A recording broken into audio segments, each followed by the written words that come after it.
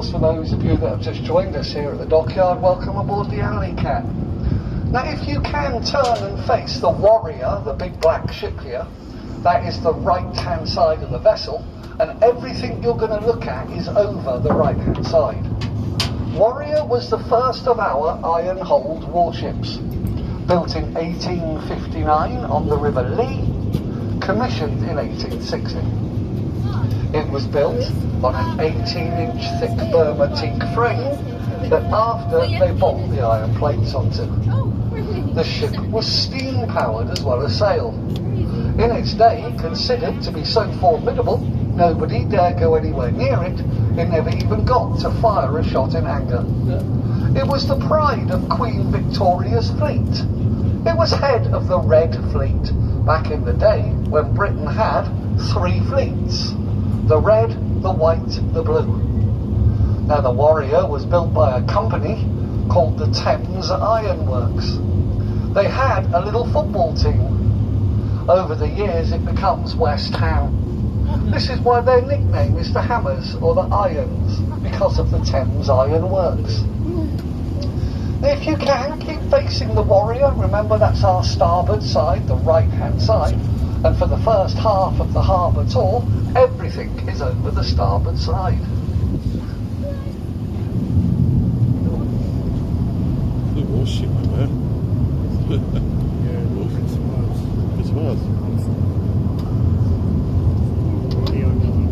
So? Kilo 9. Okay guys, this is the corner of South's Railway Jetty, so it's the start of HMS Nelson. 3.5 miles of continuous quay operated by the Royal Navy. The red brick building here with the stone tower is called Semaphore Tower, and it's home to the King's Harbour Masters. We call them KHM for short. They have total control of every vessel's movement in and around the port, from the smallest workboats right up to the largest of the cross-channel ferries. Always watching with radar and CCTV, they have Ministry of Defence police who patrol the harbour 24 hours a day. The blue building we are approaching was a waiting room of a Victorian railway station. It was the end of the line, literally, for the troop trains, supply trains, now and again, even the occasional royal train stopped here. Now folks, look what returned back into the port an hour ago, HMS St Albans. Now just look at the general condition, look at all the paintwork everywhere. She's spotless. I think she's not long finished a full refit. So she's been in a dry dock somewhere, and they've been through that ship inside out, top to bottom. She's one of the Navy's 11 frigates, a Duke class Type 23, so she's a submarine hunter. Now there's another one down the bottom of the harbour, so I'm not going to say any more about the St Albans. We'll wait till we get down to the Iron Duke. Now look over to the right, there's a gap in the quay, and it has a grey metal bridge over the top. Look underneath the bridge to the gateway.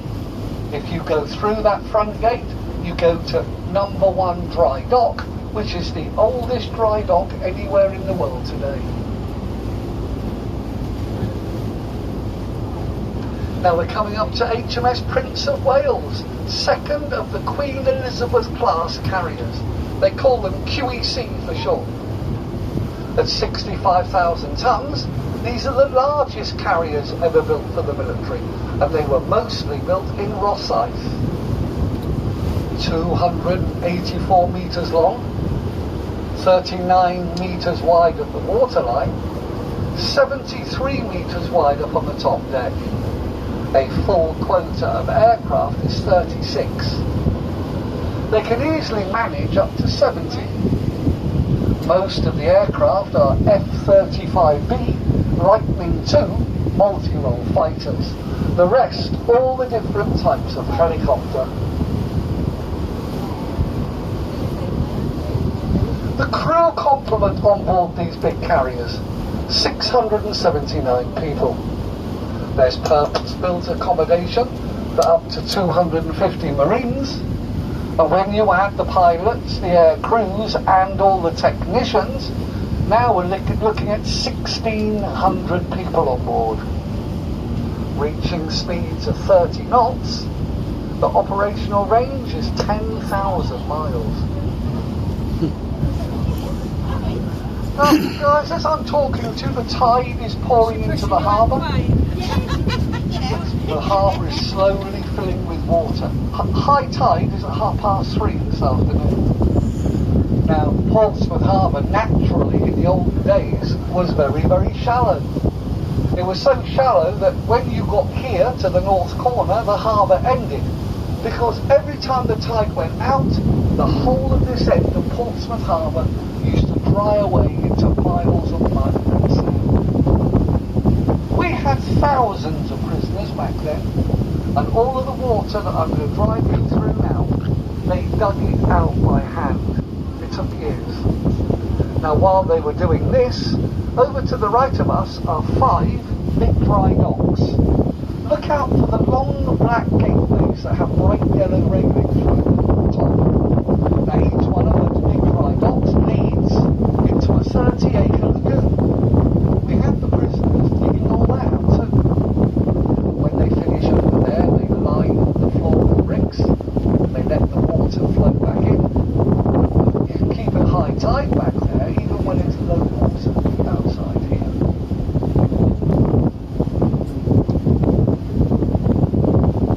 Right, we're going to make our way down to Fountain Lake, which is the commercial port. That's named, obviously, to ferries down there. We do have one banana boat down there too, which we can go and have a look at.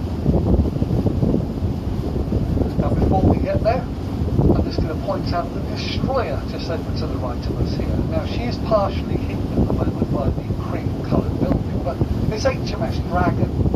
Now, she's currently in refit. Now, that means she's been taken out of service. She spent 6 months in a dry dock, and then she's been brought out here, and they are going through the ship inside out, top to bottom. Now, already she's had new engines and new generators. They totally stripped down and rebuilt all of her radars and missile tracking systems. They are upgrading her missile silos. They will finish by painting the ship inside and out, top to bottom. It's taking 3.5 years per ship, and all 6 of them are going through this.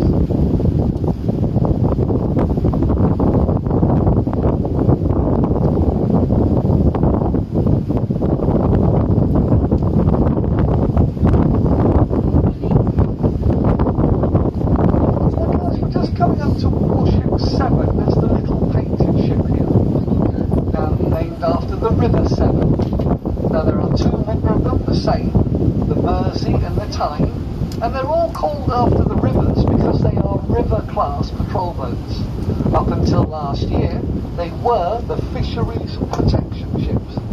The Royal Navy no longer looks after fisheries protection. It's been handed over to a civilian body, so they've painted these little ships like this, so you can recognise them quite quickly as being offshore patrol vessels now.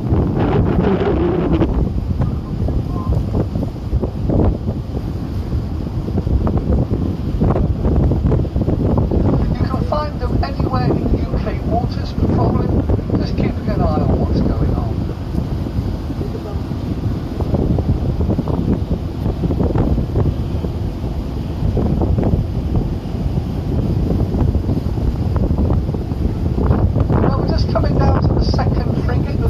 Today, this one is the Iron Duke.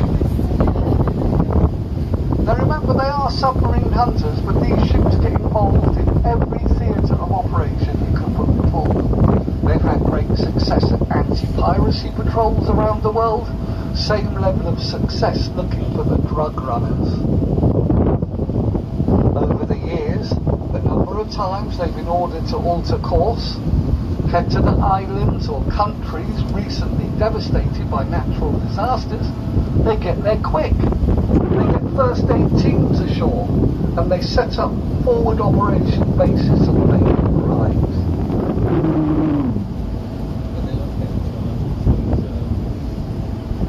Now in a moment you can see some big hangars or sheds over there. It says HM Naval Base Portsmouth. Now that used to be the site of BAE Systems. We don't build ships here anymore, but we do have the contract for all the maintenance.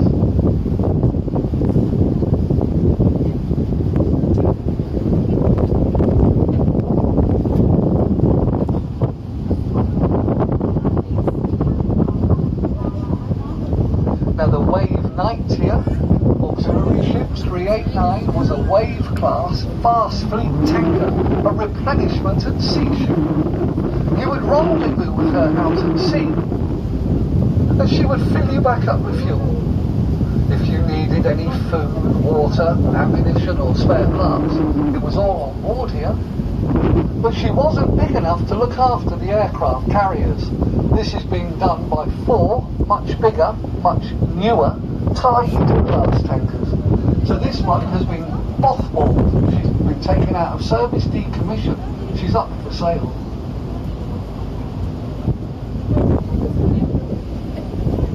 Now the round stone tower we're just approaching here was built by some of the Napoleonic prisoners digging out this end of the harbour. We made them build it for us, so our guards could stand up on the top here and try to keep some sort of watch over them. They were scattered like ants everywhere. If they could cause any problems or trouble, they would. The tower is the end of the Royal Naval Quay, and everything in front of us is Portico. Portico are the second biggest importer of fruit and vegetables in the UK, second only to Dover. They bring up to 70% of Britain's bananas here. Now the Luzon Strait here is a geese-line banana boat, and she came across from Bridgetown in Barbados. Now if she comes in only carrying bananas, she brings 20 million per ship. But sometimes she brings bananas, pineapples, yams and kiwi fruit. We are fully booked with cruise ships for the next 2 years. This week we've had 4 different cruise ships in the port already. We are the second busiest ferry port. And at the moment we have 3 Condor ferries, and these guys look after Guernsey and Jersey. And we got the first of the lunchtime Brittany ferries, the Normandy. Now Normandy has just made a 6.5 hour crossing from Port Ouistreham, which is near Caen. But they haven't even lowered the roadway up on the back there. See the roadway? They're just lowering it down now so they can unload top and bottom at the same time, halving the amount of time it takes to empty the ship. They don't like to be here much longer than an hour and a half to 2 hours.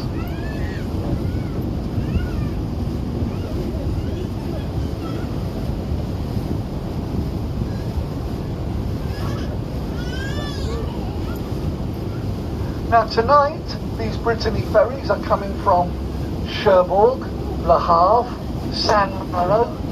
Sometimes we have a big ship from Bilbao in Spain, another time a big ship from Santander in Spain too. So not a bad selection of destinations that you can get to. Look at this rusty old destroyer. Now please take into account it's been sold for scrap. That's why it looks like that. Launched in 1969, the Bristol, the only Bristol class Type 82 destroyer ever built. It was Hong Kong guard ship for a while, escort destroyer to the carriers during the Falklands War. For years it sat over here on Whale Island, being used by thousands of cadets as a training and an accommodation ship. Now the cadets have all passed through that big grey building, HMS Excellent, home to the 2nd Sea Lord, headquarters to the Royal Navy. All of the land over there is an island. It's big, they call it Whale Island. Do you remember that all this side of the harbour, the lagoon and the dry docks were dug out by hand? Well, the island is the mud and dirt carted across there and dumped until it built the whole island. It took years.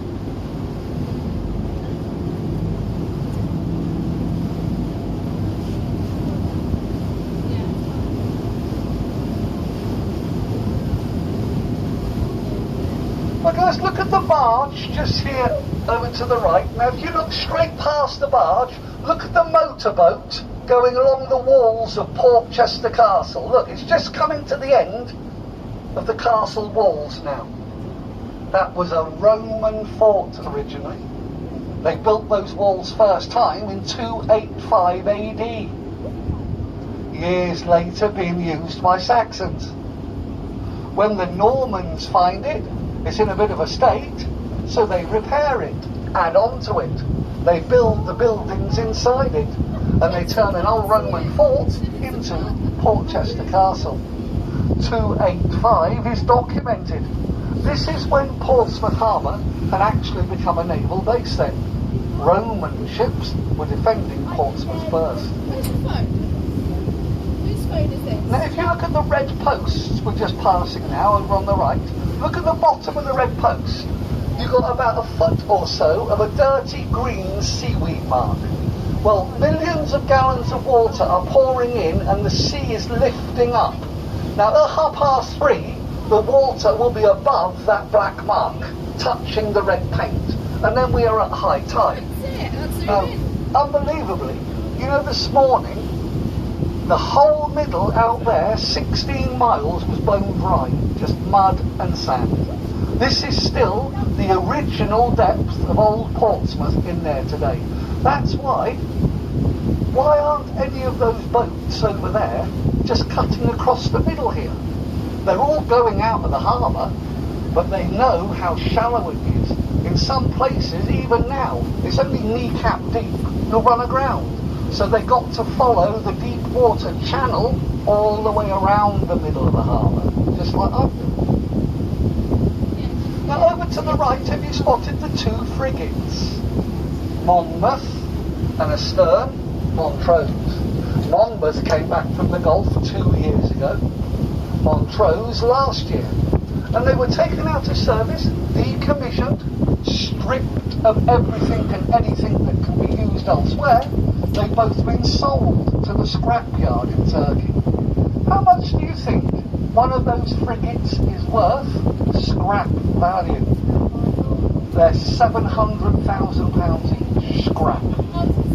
The set of grey cranes here is known as UHAF. UHAF. Upper Harbour Ammunition Facility. And this is where they take warships to load and unload all the missile, ordnance, ammunition, safely out here where it interferes with nobody else in the port.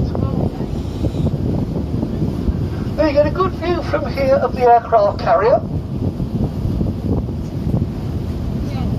So if you want to get any photographs, feel free to snap away.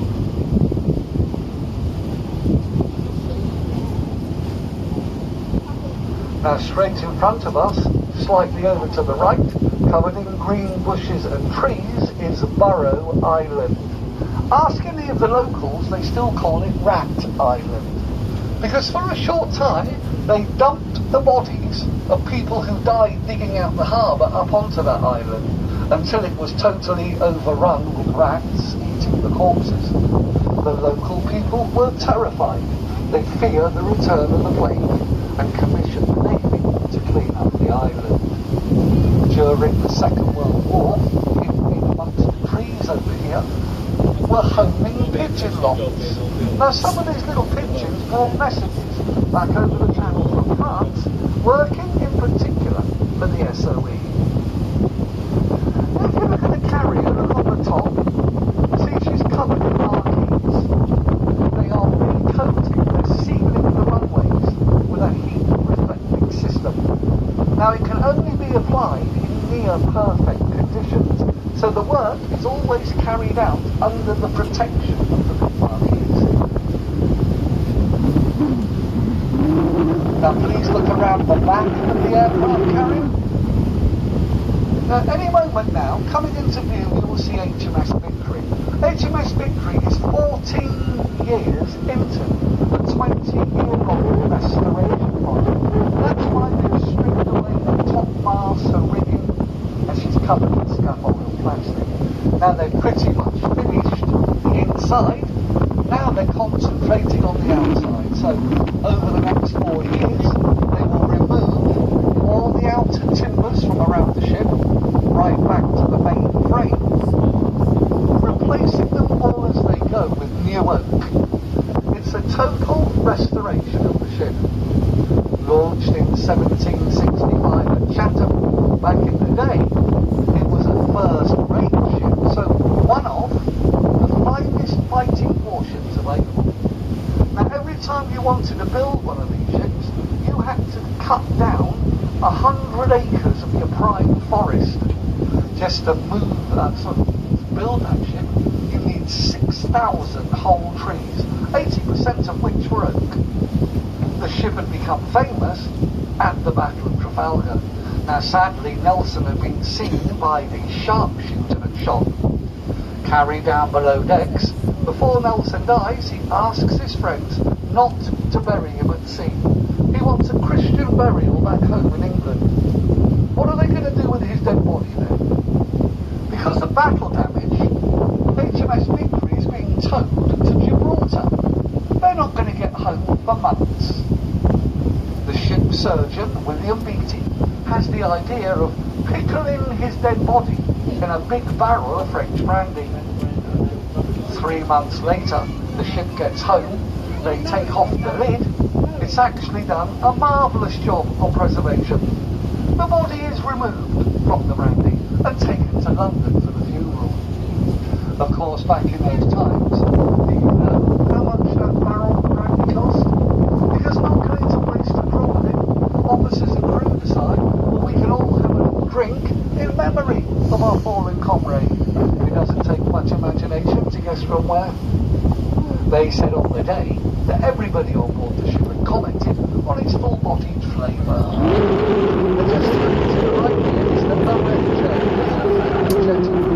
And up at the end here, look how far it has to stretch out and come out here. It's 14.5 metres deep there. Because this is where tankers bringing NATO fuel for the warships come in. Now they tie up at the end. The fuel is pumped out of the tankers along those silver pipes to the big storage tanks ashore. And when our navy need fuel, barges like this one, they carry the fuel to it. It's safer to go that way around. Now if you look underneath the jetty, you're looking straight into Gosport Marina, and that's literally home to millions of pounds worth of small leisure and pleasure craft.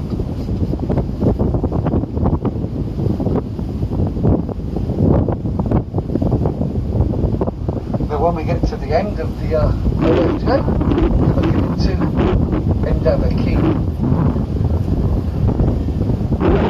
The Endeavour Quay here is a boat builder, and there's always been a boat builder of one type or another over there for close to 200 years.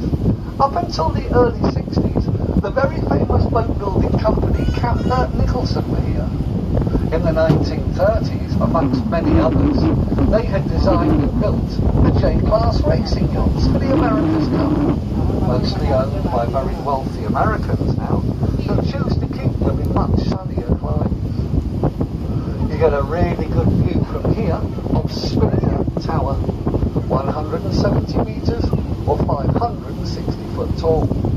Now, as they were building it for the Millennium, they wanted to call it the Millennium Tower, only from day one of its construction, problem after problem, setback after setback, it's eventually completed in 2004.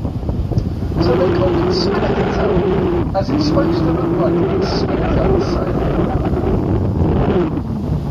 The original build cost had been estimated at £6 to £8 of years behind schedule, this rockets to 34 million. On a clear day, they say from those platforms, you can sometimes see 23 miles or more of continuous coastline from. Now, if you look over to the right of us, you can see an old chain ferry sat there. It has Hempel painted on the side. Up until 1922, HMS Victory was still tied up there on that mooring, until one day they bored her, and even back then they were so worried about the rotting and decaying timbers in her hull that would collapse and sink her, they dragged her over to dry dock number 2, and that's where she's been ever since. Right, we're just approaching the ballast beacon. This is where I must obtain permission from the King's Harbour Masters to cross the harbour. Before I can look over the right to Hassler Creek, which of course was originally built for submarine base. The last submarines went there in 1987. The new ones, all becoming nuclear, heading to Devonport and Faslane. It still remained as Dolphin until 1990.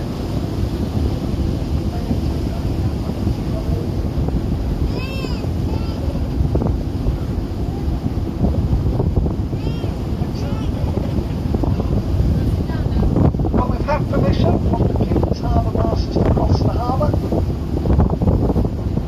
But if you look out to the harbour entrance, out into the eastern Solent, you can see the sea defence forts out there. They'd all been built as part of the parks and follies, built out of 15-foot thick stone blocks, dropped onto the narrow shop of the seabed. They've each got their own freshwater well. The wells are 401 foot down. The water comes by a river under the seabed from France. Now the middle one, and the one over to the right by the Isle of Wight, were hotels. And they did okay for about 3 years, but eventually it was constant bad weather. They were having to make so many reservations. They were struggling with water. By the end of COVID, sadly, they were all closed down. Just over to the right of us here, steeped in history, Spice Island. Over here, some water barley landed the first tobacco, potatoes and spice plants. When he came back from the Americas in the late 1500s, years later, they are press ganging hundreds of men and boys into the Navy from here. Now, some of these guys don't ever come back. It was such a brutal way of life. You were lucky if you got through 5 years of service.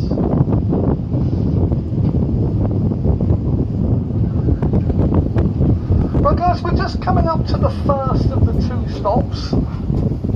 This is Gunwharf Quay. Now, if you want to jump off here for lunch, you can do that, but you can't get back on board the boat later. It's a 5-minute walk back to the dockyard, otherwise just stay on board. Sorry guys, it's going to have I'm here just under 10 minutes, I'll drive you back if you are leaving now, because this is where you got on. Have you got all the belongings and possessions you brought aboard with you? Thanks ever so much for coming along with us today. We really hope you enjoyed our harbour tour. If you did and are so inclined, they do have a little thank you tin, which of course is optional.